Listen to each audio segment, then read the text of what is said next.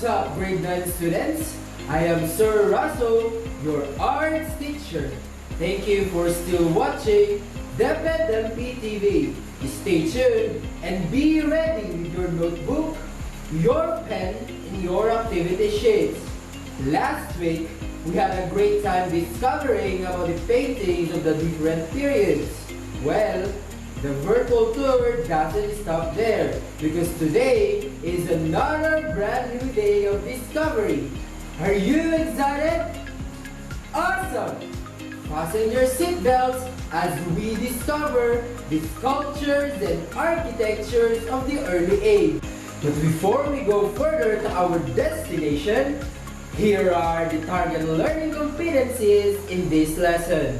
Number 1. Compares the characteristics of artworks produced in the different art periods. Number 2. Applies different media techniques, ideas, experiences, and stories showing the characteristics of Western classical art tradition. Now that you are ready, let's begin our time travel. But wait! At the end of this tour, you need to pass activities tasks for you.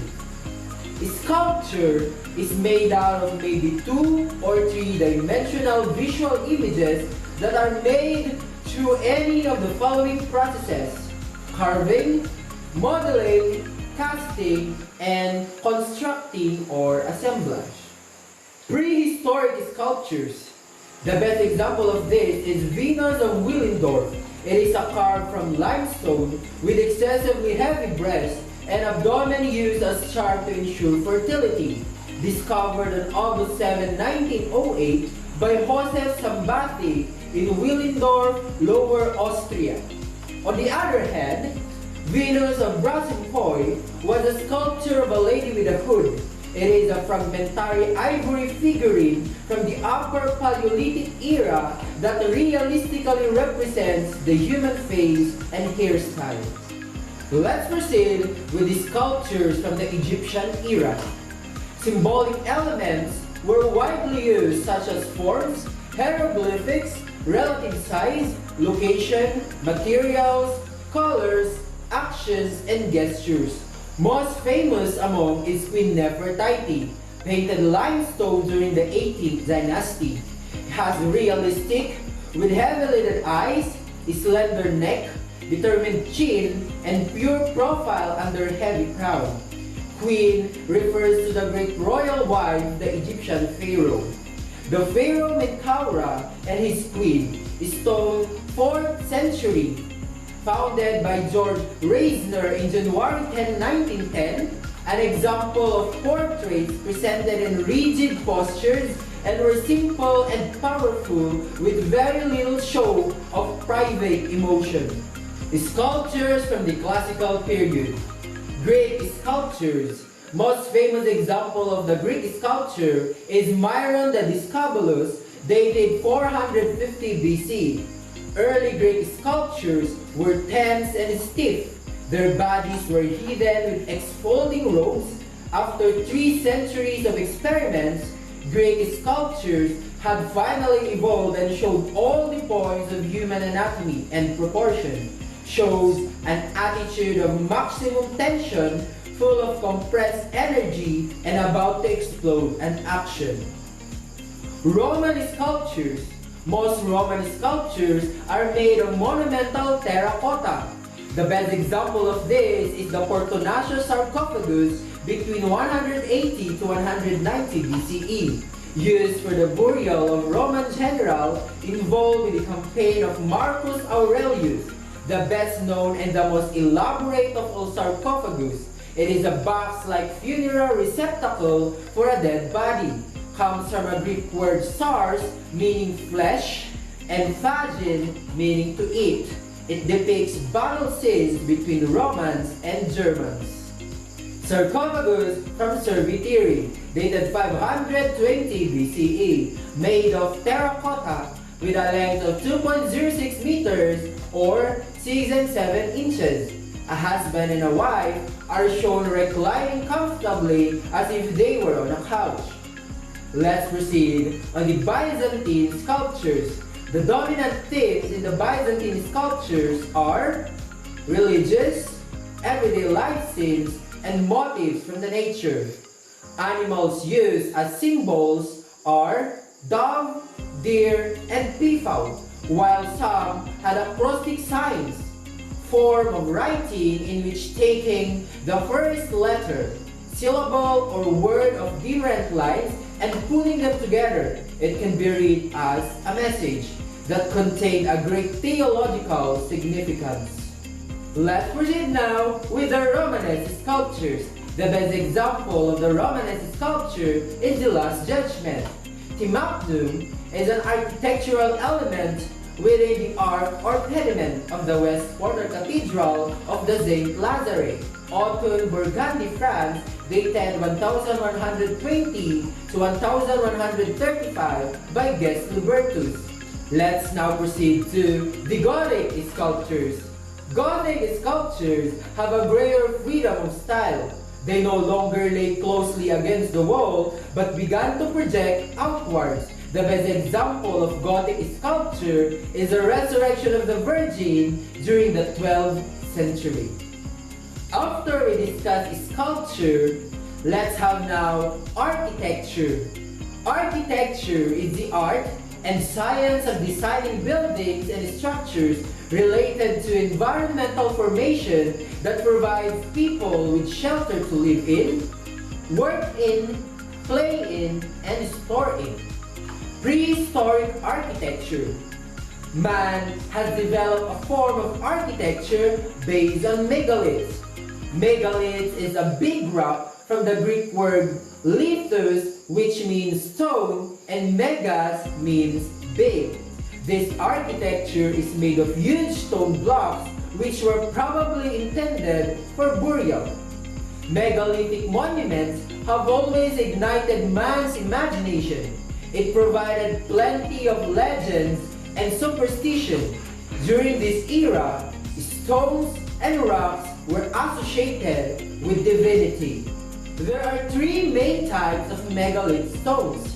Number 1, menhir, a huge stone standing vertically on the ground, usually standing in the middle of the field or arranged in rows. Number 2, we have dolmens.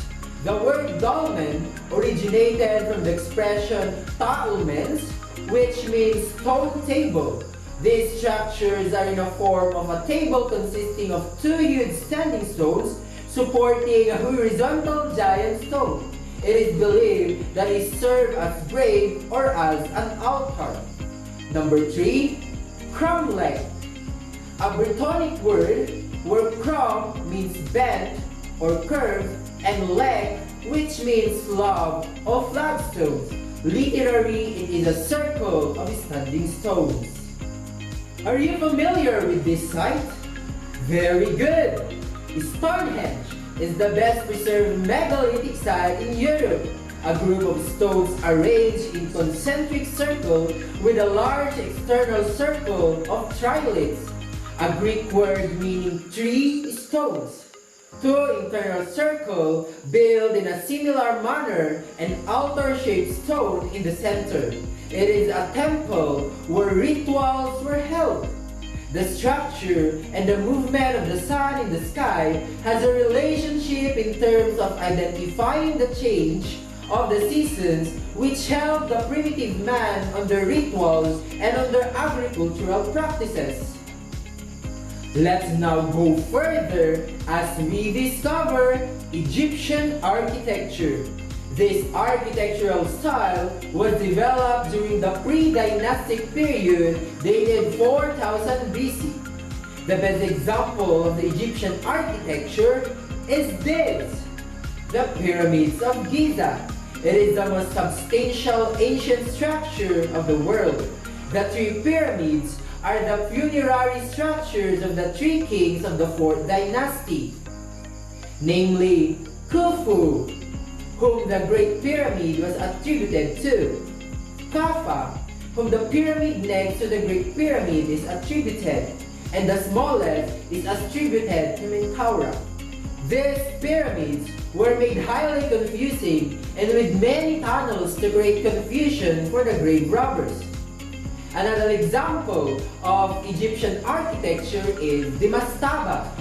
It's a type of Egyptian tomb in the form of a flat roof, rectangular structure with outward sloping sides.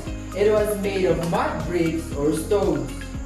After discovering amazing facts about Egyptian architecture, let's now talk on the Greek architecture.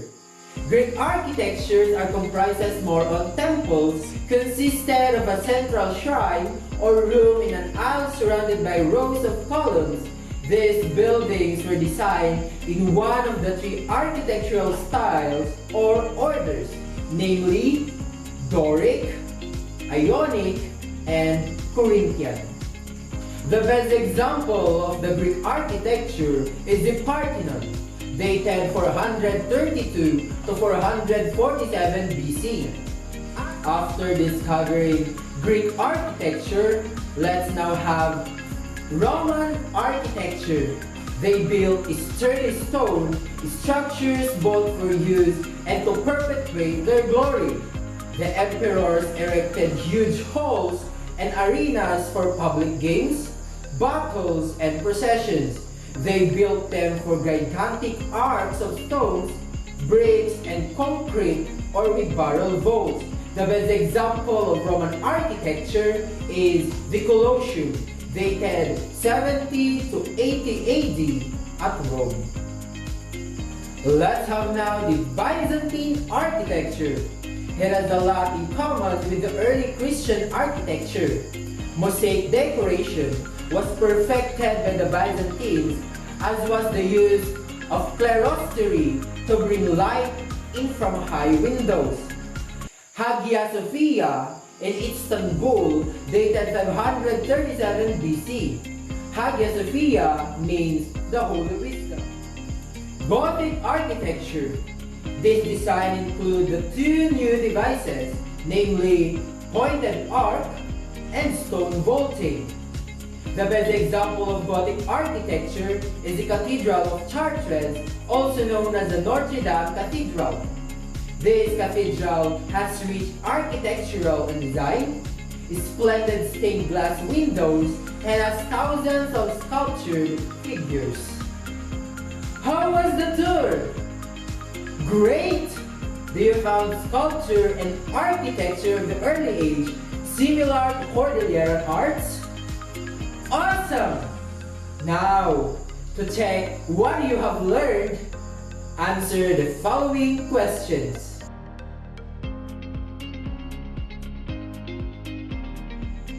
What a wonderful day full of discoveries! Thank you, learners, for joining me on this art amazing lesson. See you next week to another fun-filled lesson on our physical education class. I am Teacher Russel saying painting, sculpture, and architecture ends, but the arts habit continues. Have a great day ahead. Goodbye!